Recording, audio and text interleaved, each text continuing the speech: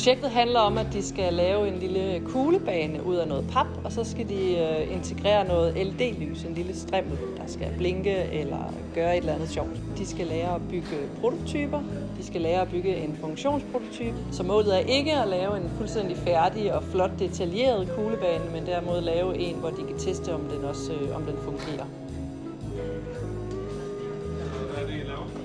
Vi laver en labyrint til vores kuglespil, eller hvad det hedder. Det handler om, at man skal have en kugle igennem en bane, og så skal den undgå hullerne og så komme hen til målet. Altså, vi er lige blevet færdige med vores brainstorm-proces, hvis man kan kalde det. Vi har prøvet ligesom at undersøge forskellige former for baner. Vi har tænkt lidt på en femkant, en trekant, en cirkel, fordi vi vil gerne prøve at tænke lidt ud for boksen osv. Vi er så i gang med allerede at udarbejde vores produkt, hvor vi så har valgt vores cirkel, hvor vi har lavet bundene, som vi kalder det, og så lavet siden af det, så vi ligesom kan få lavet en ordentlig sådan, bane og arbejde derudfra. Altså formålet med det her projekt det har været først og fremmest at få en introduktion til M5 mikrocontrolleren, som kan programmeres og styre lys. Jeg er i gang med at få den her lysdæmmer til at virke, så den ligesom skifter farve, når man sådan drejer og vipper og sådan noget. Prøv at finde, sådan viden på internettet. Ja, nogenlunde.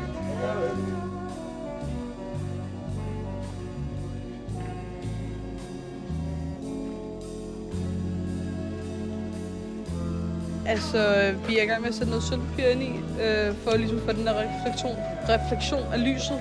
Ja, og så tror jeg bare, at vi egentlig skal have den der LED sådan kædet ind i. Og så lige det sidste koordineret, og så tror jeg faktisk, vi er ved at være færdige.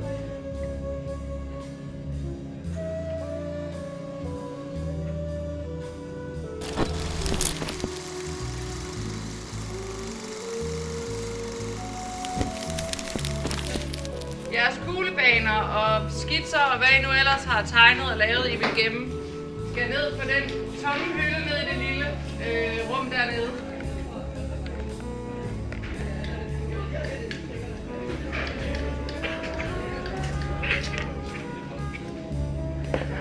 Ja, nu er vores kuglebane så blevet færdig med alle vores hullerne og alle forændringerne. Og så har vi installeret den her computer inde i, som blinker i forskellige farver, når man drejer den. Og det er cirka sådan en, hvad kan man kalde det, medium, altså sådan en sværhedsgrad, ikke? Den kan være lidt svær på nogle punkter for nogen, og så andre, så kan man bare køre direkte igennem. Ja.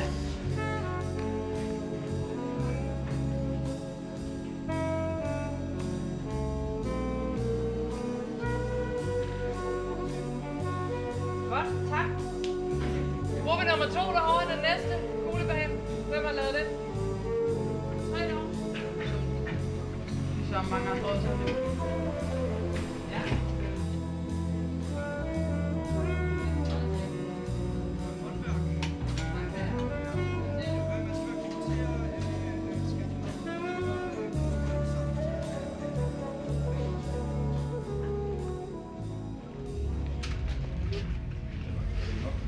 Shit, man. Canon EF lens 50 mm.